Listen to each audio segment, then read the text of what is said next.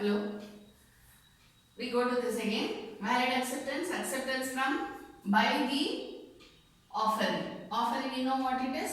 So how should the acceptance be? Acceptance by the offering. When we say acceptance, again you should remember consensus ad idem. It should be understood exactly the same way. It should be agreed after understanding in the same way. Which way? The way in which the offerer says. See, if I am giving out this pen, you should not think it's a Reynolds pen or some Rotamax and all those things. So when I say it is a whiteboard pen, you should understand it as a whiteboard pen. If I just give out an offer saying that I am going to give out a pen which writes on the whiteboard, if I write like this, will it be a valid offer? It will not be a valid offer because one thing, it is not clear, it is not detailed, it is not specific. I am just talking about a pen which writes on the whiteboard and I am going to sell it at ₹10 per pen. Okay? So here I should say that it's a whiteboard marker pen which I will be selling at ₹10. It is easily erasable. It should be written only on the whiteboard.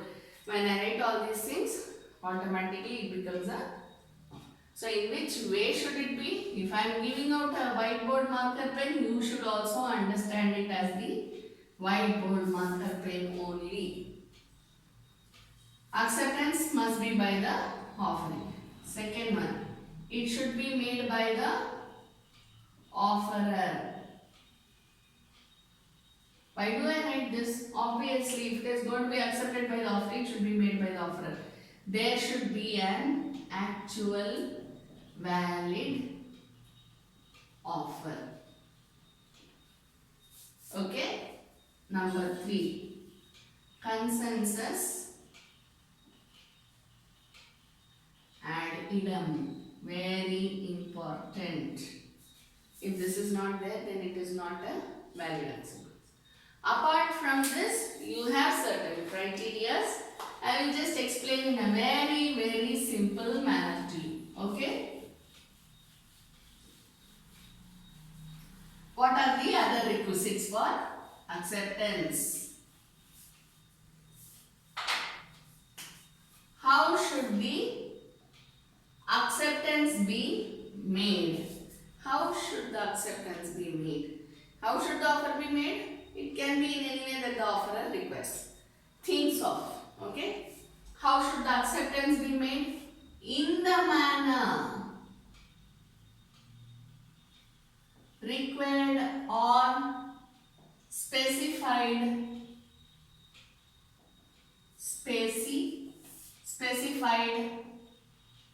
by the offerer. If the offerer says, please call me up and say you are accepting, or he says, you write a post, letter, send your acceptance by way of letter, send it by email, send it by register post, whatever it is, send it by telegram. Though it is no more in function, I am just telling you the example. However it is, it should be in the manner required or specified by the offerer, or mutually, in the manner mutually agreed upon.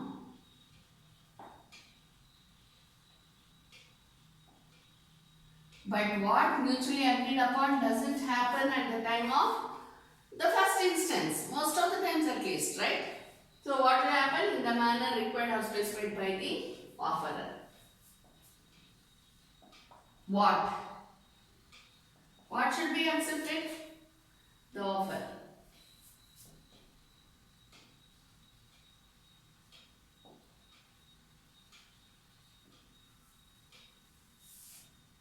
When? Within the time period specified by the offerer.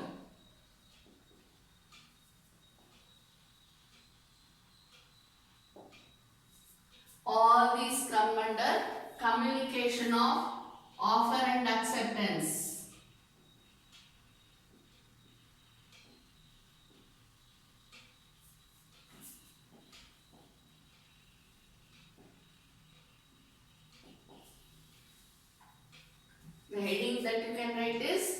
communication of offer and acceptance. Okay. So we said when it should be made within the time specified by the offerer. Here you have certain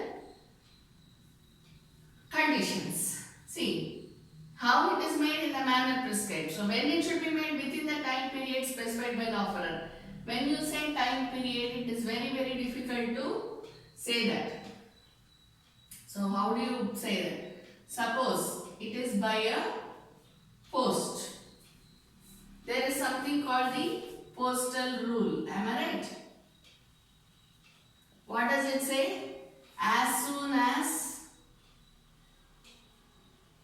the acceptance is posted,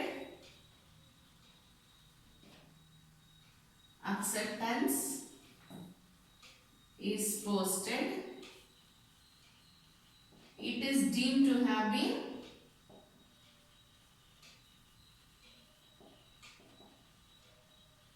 reached the offerer and hence deemed to have been communicated.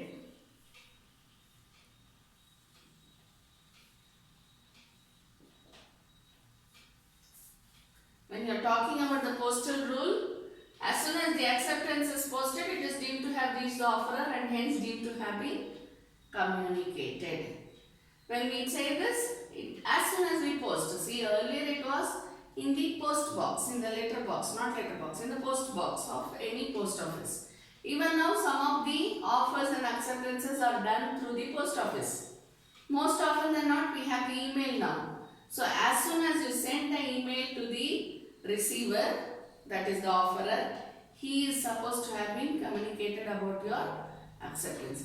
Even if it is via the snail post, even then it is deemed to have been accepted. Okay, this you should remember. Otherwise, sufficient time, this is one thing. Okay, so when we are talking about this, first one is this.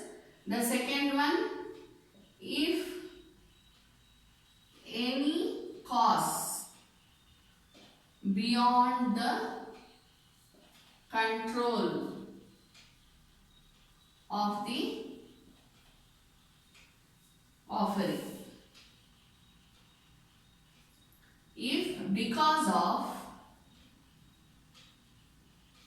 any cause beyond the control of the offeree, there is delay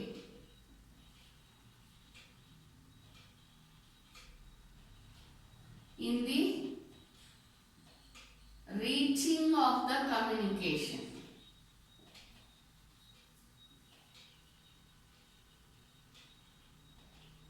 even then it is deemed to have been accepted on the day and within the time period. See, what is important is the cause for the delay should be beyond the control of the offeree. If there is a postal strike, offeree has posted his acceptance, and if there is a postal strike, and then there is a delay.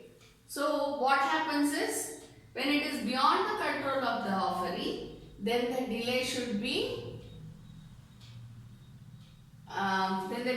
not be taken into consideration because it is beyond the control of the offeree.